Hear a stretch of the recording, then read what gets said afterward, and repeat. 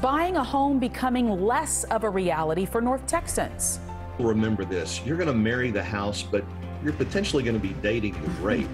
As purchasing power shrinks, we talked to a local real estate expert about the reason why he says he is still optimistic.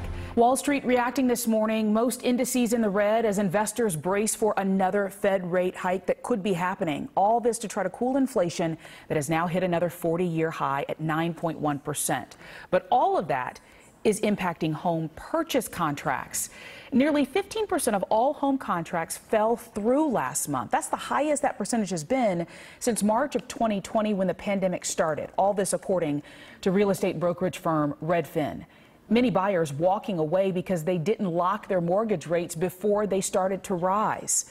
I spoke with Cliff Freeman, real estate expert based in Prosper, who says North Texas is a hot place for these deals to fall through right now, whether a potential buyer is backing out or just getting priced out, and says most of these busted deals are coming from new builds.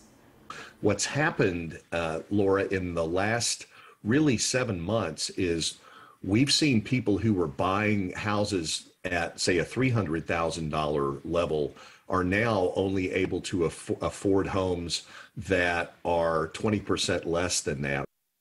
Okay, that's the reality of the situation, but it's not all bad news. He says he doesn't see this being anything like the catastrophic collapse of the housing market in 2008. As a matter of fact, he lends this.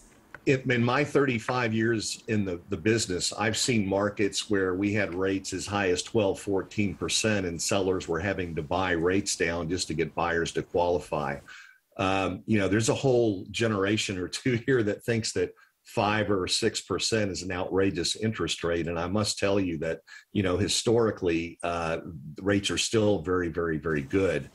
Freeman says for those looking to buy, get with a lending professional now. They can tell you exactly how much you can afford with rates right now. If you find something you like and in your price range, lock a rate right now. They're likely just to continue to rise. And remember, rates are still considered low, as you just heard him say there. So if you can afford to stay in the hunt, he says it will be best in the long run, considering that rent is rising too. And what was his analogy, Laura? You marry the house, but you date your rate. You date your rate. So does that mean you can break up with the rate when it's